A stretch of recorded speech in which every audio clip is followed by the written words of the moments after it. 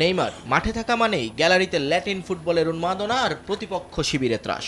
কিন্তু 2023 সালের 17 অক্টোবরের পর থেকে হলুদ জার্সিতে আর দেখা যায়নি তাকে। 650 দিন পর সেলেসাও শিবিরে এবার উৎসবের আবহ। পায়ের পেশির চোটকে বুড়ো আঙুল দেখিয়ে অবশেষে বিশ্বকাপের মঞ্চে ফিরছেন ব্রাজিলের প্রাণভোমরা নেইমার জুনিয়র।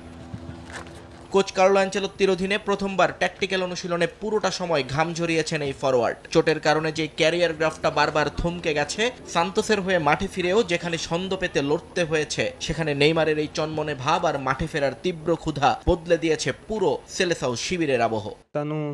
নেইমার অন্য লেভেলের খেলোয়াড়। তার পায়ে বল দেখলেই বোঝা যায় তিনি কতটা স্পেশাল। চোট থেকে ফিরে আজকে অনুশীলনে তিনি যেভাবে নিজেকে উজাড় করে দিয়েছেন, তার যে ইন্টেন্সিটি সেটা অসাধারণ। নেইমারের মতো একজন বিশ্বসেরা তারকাকে পাশে পাওয়া যে কোনো দলের জন্যই পরম সৌভাগ্যের।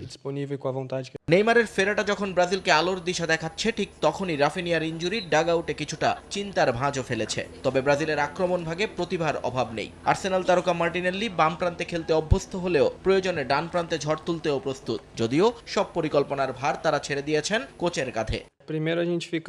রাফার চোটের খবরটা আমাদের সবার জন্যই খুব দুঃখজনক ছিল। আমরা সবাই প্রার্থনা করছি ও যেন খুব দ্রুত চোট কাটিয়ে দলে ফিরতে পারে। মাঠের পজিশন নিয়ে ভাবছি না, কৌশলগত সব সিদ্ধান্ত কোচের। আমাদের কাজ হলো মাঠে নিজেদের শতভাগ উজাড় করে দেয়া, এবং আমরা সেটাই করব। হার্ড রক স্টেডিয়ামটি মেসির শহর মায়ামিতে। বন্ধুর পারফরমেন্সে উজ্জীবিত হয়েই হয়তো রাজকীয় প্রত্যাবর্তনের অপেক্ষায় এখন নেইমার জুনিয়র। নিয়ন মোহাইমিন, সময় সংবাদ।